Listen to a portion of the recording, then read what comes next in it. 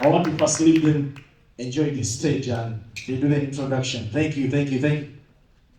My pleasure, our pleasure. Thank you so much, Brian, and the whole team for making this possible. Thank you, guys.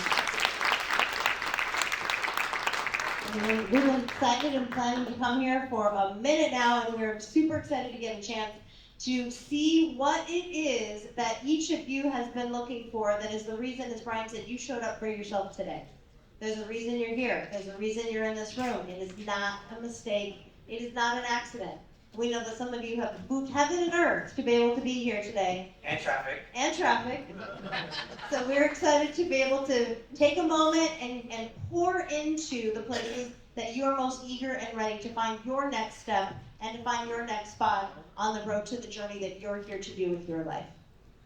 You know, I get about 100 DMs a day in my Instagram. And, you know, sometimes I don't even see it because there's so many comes in every single minute. And I remember Brian DM'd me, right? And I don't even see it. Next thing I know, I get an email, right? And my wife still on the email, like, this guy somewhere in Boston wants you to talk. I'm like, oh man, I gotta fly to Boston. I mean, that's like way out there. I'm from Seattle, Washington, you gotta know, okay? And then my wife didn't respond. And then next thing I knew, Brian DM'd me Instagram again, then he emailed me again. And then my wife said, can I help you? And Brian's like, yeah, I want him to come speak. And we're like, let me talk with Thach. And we don't respond. Next thing I know, Brian, Adrian, and somebody, and one of his friends show up to my event in Seattle, in the front row staring at me. I'm thinking, who the hell is this guy? Finally he got my attention. So, my brother, you are one persistent brother. I gotta give it up. But that's how you actually get things done. You know what I mean? If you got 300 DM, 400 DM in a week, I mean, honestly, some of the DM I wouldn't even know, right? So, my man, no wonder why you're successful, my man, okay? No wonder. So, let's get started because we are here, excited to be here. Normally, when we come to speak at an event, we speak for like an hour and a half, and then we're done, we get in the car, we go fly somewhere else, right? But, you know, as just a persistent brother right here, he said, can you not speak for an hour and a half? I was like, no problem, how long do you want me to speak? Can you speak the whole day? The whole damn day? Of course, right? He persistently convinced me and stopped me. So we're gonna speak, you guys, from now until lunch, take a break, we're gonna come back, and we're gonna speak more after lunch. Then dinner, and then after dinner we're gonna do something really cool called a hot seat. That means you get to come up on stage on the seat and you get to basically share your whole life with Stephanie and I, and we will coach you one-on-one. Okay? It'll be the best thing. It's a way to be able to get Yes. things and answers to your most burning questions. Yes. So you'll see on your tables, or you may have one. If you don't, you can connect with one of the amazing team here, the ushers that can help you.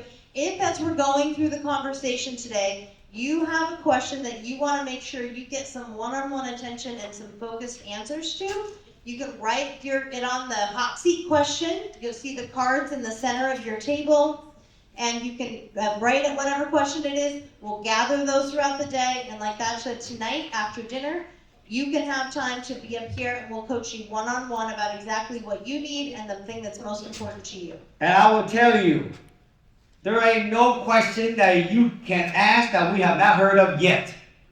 If you're in this room, it's about, I want to make some money so I can retire, so I can help my family, so I can actually do what I want to do later. But I got this issue called my family slowing me down, my husband slowing me down, my wife is slowing me down, my kids driving me crazy. I'm like, I don't believe I can do this. I'm not feeling worthy. Blah, blah, blah. We heard it all. Okay? If you are inspired and you want to succeed and you're not there, I'm going to tell you the reason why is just we're here. Mindset. Okay? That's what the problem is. So, Stephanie happened to be a very good, mindset coach. That's what she went to school for. And I have learned that through life experience. So we're going to share with you that if you are stuck and you want to succeed at a certain level financially and you're not there, it's just a mindset blockage. All it is. It's what you've been saying in your head over and over and over, and you believe it now. Okay? So, we're going to spend a whole day hanging out with you guys, basically all the way till this evening. Alright? So, Y'all ready to do this? Y'all ready to do this? Let's go. All right. Let's do this. The thing we're going to talk about today, and you have some materials right in front of you, that little packet that's there, that's the conversation that we want to walk you through today. And it's based on an idea, concept called the roadmap to wealth. So you'll see that inside your packet there. You'll see there's 6 phases to the roadmap to wealth. Wherever you're starting now is just right. All of us, you wouldn't be in this room if you weren't headed for the end game called freedom, option, and choice. That's the end game that we all have in mind. It might mean something different to each one of you. It probably should.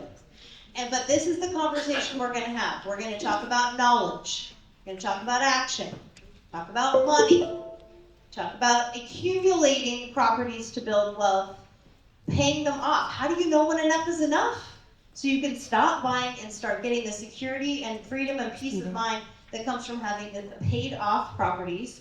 And then all of that getting to the place where you then have the option to work or not work. Spend your time on the things that matter to you most, aligned to your true purpose, passions, and priorities. So the conversation we're going to have here today is going to walk through these 6 phases. We're going to scratch the surface on some we're going to go deep diving into one key element of each of these phases, but it only scratches the surface of all the nuggets that you could learn and you could have. You're going to walk away today with a real clear map and path for how to go from where you are now to take 1, 2, 5, 10 steps closer to that end game of freedom, option, and choice. So before we do that, Thach, I wanted to take some time and have you share your story. Yeah. I think it's so beneficial. I want to start off because that roadmap has been my road from Vietnam to the United States. And a lot of people was here last night and they said, Thach, how did you get where you at? And so what I want to do is I want to rewind the wheel back. I want to start at the beginning. And I want to show you, actually, I wasn't born successful. And I want to share with you, on this journey I've been on, there's been a lot of miracles on this journey. And each one of those journey and pivotal point, in that moment, it looked like probably the hardest time of my life. But those moments are really the pivoting point of actually what made me who I am. And so every moment in your life that you've gone through, right, and you feel like, oh man, this is a disaster, this is bad, right? I want you to understand it's a miracle, right? One of my teacher says that miracles is defined in 2 ways. Either A, everything you look at, nothing's a miracle. Or another way you can look at it is everything in your life that you experience, it's a miracle. Even the thing that you thought it was the shittiest thing in your life was a miracle. And so what I want to do is I want to share with you guys my journey, because someone asked me, can you share your journey to how you got from Vietnam to $100 million today? So I was born in Vietnam in 1970. And that's my dad, my brothers, myself all the way to the right. I was about 5 years old. My dad worked for the U.S. military at the time, was a translator. Because during the time, right, it was the Vietnam War. And so my dad was a translator, and when he was at work, the U.S. decided we're going to pull out of Vietnam. We're going to pull the troops, and we're going to evacuate, we're going to leave. And that was in April of 1975. And so the boss told my dad, hey, you should go home and get your family out, and you should come with us on the last plane because we're evacuating. Because if you don't leave, I'm sure the Vietnamese communists, when they come into Vietnam and they take over, they're gonna probably kill you. Since you work with the U.S. military and you Vietnamese. And so my dad called home and told my mom, hey, I'm coming home, pack up the kids, get what you can get, and I'm gonna come home and get you guys, and we're gonna leave for the United States. I was 5 years old. My brother and everything was like 6, 8, right? My mom was pregnant with my sister. And my dad was 30 years old, and my mom was 28 years old. I want you to think about that. 28 and 30, and you're about to leave your country. When I look in the room, right, I'm sure everyone can relate to this, because y'all didn't was born over here either. My mom packed everything in one suitcase, and we had $100 for a family of 18. They didn't even speak no English. We got into the Jeep, we drove to the airport. On the way to the airport, we blew 2 tires. And we got it all fixed. By the time we got to the airport, we missed the last plane. I want you to think about it, you know what I mean? We called, my dad called his boss and said, we got here, we're late, we missed the plane. And the boss said, don't worry, we got one last plane leaving out, which is that cargo plane right there. We got one last plane, and we're gonna leave out of that plane tomorrow morning. So go ahead and get situated, right? And then tomorrow morning, I want you to meet us at this location. So we got to a hotel, my dad stepped in the Jeep, and he didn't want nobody to steal the car. We went upstairs, we've been traveling all day. My mom fed all of us. Early in the morning, we got in the Jeep and we drove to the location, and there was a U-Haul truck. And all of us got in there with some other family, and they shut down the door, and we drove through town. Nobody knew the Vietnam was evacuating, because the Vietnamese people didn't know what was happening. And we got into the airport, and it was chaos, running around. And only the people that got on the plane were the people who worked for the U.S. military. We flew out of the last airplane, and we landed in San Diego. That's why in San Diego, there's such a big Vietnamese population, because they all landed over there.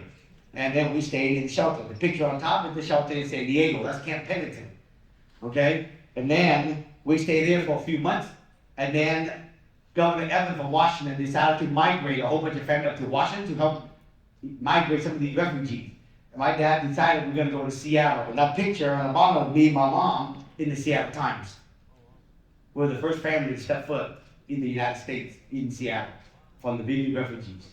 That's a real picture from the archive Seattle Times. See, that's a miracle. The fact that we landed in the United States safely, a family of 8, it's a miracle. The fact you are here, it's a miracle. You understand what I'm saying? Some people looked at that like, that was a devastating trip. It was, but the fact we made it was a miracle. Okay? And then I basically grew up. We met this guy named Charles Zettler. We were in the shelter. When you're in the shelter, you cannot leave the shelter because someone got to sponsor you. This gentleman here was a volunteer, and he decided to sponsor all family of 8 and go live with him and his mom. That's a miracle. He took all of us in, and then my dad found a job in Seattle, where we live was 45 minutes in Seattle. His mom would get up in the morning and drive my dad 45 minutes into town, drop him off. She'd drive 45 minutes back home, and then at 5 o'clock she'd drive back into town, pick my dad up, and drive him back home every day for 7 months. And they didn't even know us. We were strangers. When I got into real estate and I became successful, I always tell the story and honor him. Because if it wasn't for him, we wouldn't have a home to stay in.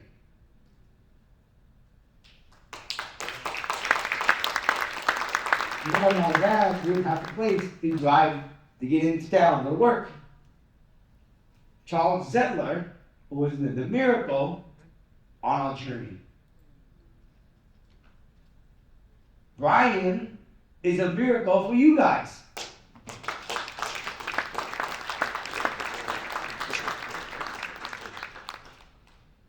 Finally, I got into real estate. I started real estate when I got out of college. That was my first house in America, 2-bedroom, 1-bath house. All 8 of us lived there. 2-bedroom, y'all can appreciate this. 1 bedroom, 3 of us slept in there. In the living room, there was a bunk bed. 2 of us lived in the bunk bed in the living room. My mom and dad lived in the other room, and my sister basically stayed with my mom in their room. All of us in 2 bedrooms. But it was a palace compared to where we came from. See what I'm saying? Yeah. That's why today, home ownership to me is very inspiring and it's meaningful. That's why I've been a realtor for 35 years, and today I want to teach people how to own real estate so they can actually help another family out. That's why real estate is meaningful to me. That's why I have such a passion for it. And I want to help more people own real estate because this is how we can make a difference. You guys see what I'm saying? Right? So, I started real estate after I graduated from college in 1991.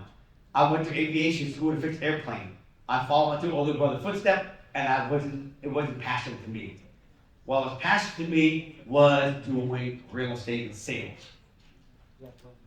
I got started, I was 21 years old. I was the youngest agent ever hired in Washington State. And then I got started, first of the year, I wasn't doing very well. I wasn't sure what I want to do, but I had no knowledge. This is what Stephanie said. Remember that map? The first thing is knowledge. I didn't have no knowledge. I had the hunger. I was willing to do whatever it takes. I just didn't have the knowledge. And so I met a guy named Mike Ferry, who was my first mentor. And Mike Ferry said, if you want to do real estate, you need this knowledge, this knowledge, this knowledge, and you need to go out there and door knock and find sellers who want to sell their home. I said, is that it? He said, yes. So I went and door knocked when I was 24 years old, 100 doors a day, 5 days a week, and it took me 5 hours a day. And Seattle weather is just like Boston. Rain, sunshine. Rain, sunshine. I did it every day, 5 days a week, 5 hours a day, from 9 o'clock to 1 o'clock, and I knocked on 100 doors a day for 10 years straight, nonstop. I was hungry. I was willing to take. You know why? Because I had all these miracles in my life that set me up. Why wouldn't I take the opportunity to do it? Oh, I didn't. I just got to do the work. But somebody showed me what I got to do. And they taught me what to do, and I went door knocking.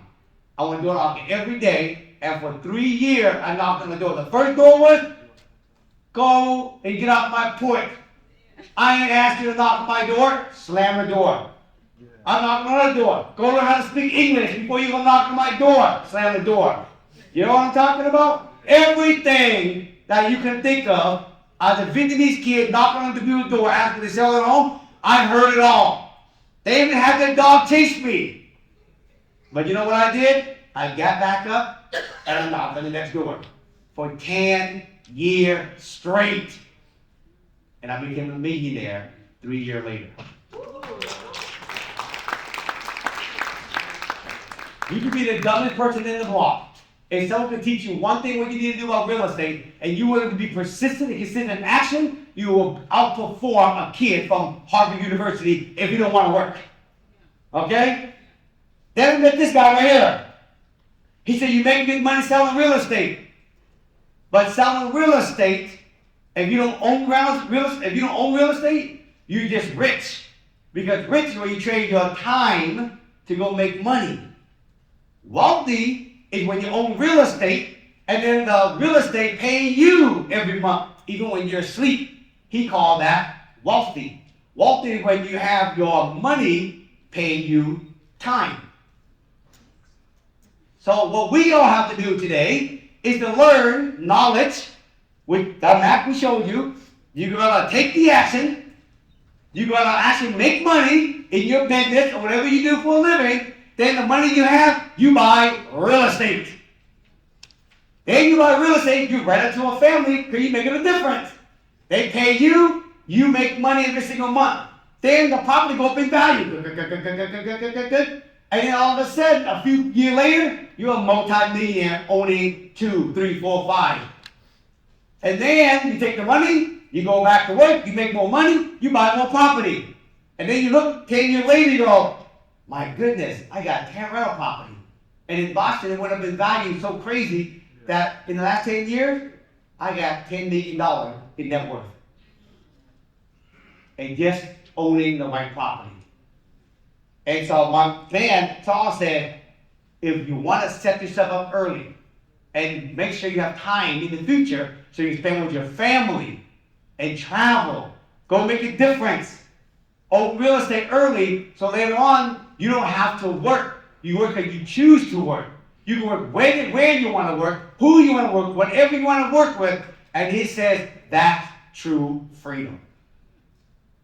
See, the problem with minorities, we know how to work, but we don't know how to work smart. We work until we're old.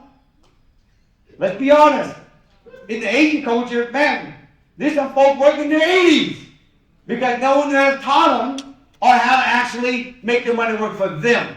And let's be honest, in the minority culture, they're a little bit fearful. They came from a background like, you know, we're a butt off, we gotta make sure we don't lose our money. So they scared to invest. Like my friend told me, don't be buying no rental property, you're not risking it, you're gonna lose your money. If I would listen to my mom and dad, I would never own any real estate. But if you got the right mentor that can walk you, hold your hand, and you know what to buy right, you ain't gonna lose your money. So if I can teach you guys down in this room the knowledge how to buy real estate, the right one, hold your hand, and you own real estate, the best thing you can do is you buy it because now you understand it. Now you can teach your kids, next generation coming through, how to do it. This is how you break the cycle of poverty. This is what I'm doing. Okay, makes sense? So today, I'm passionate and excited. I'm here with my partner Stephanie, right? We want to teach you to do stuff like this. This is my first house I bought in 1997. I paid $105,000 for it. I put 5% down.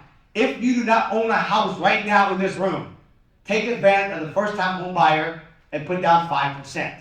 Yeah. Later on, you're going to see one of my students. She's going to be here this afternoon. I'm going to introduce you to her. Her name is Jenny. She lives here in Boston. Okay, she just bought her first rental property for $560, 40 minutes from here. She put down 10%, and she ran all 3 units out. She made $1,000 a month in cash flow in Boston. And people say it's not possible. Okay? I bought this property for $105,000. I put down 5%. Today, if I wanted to sell this property at market value, someone will pay me $750,000 for this property. And I own it free and clear because the 3 renters that lived there all those years have paid down my mortgage. Okay? This is one of many properties that I own. All right? I'm going to show you the next slide. You can see. Today, fast forward, I own hundreds of houses, hundreds of apartment buildings, hundreds of multifamily. And I bought the first property in 1997. In 1997, the first one, today, 2024, it went from one property to $100 million. Bought one property at a time.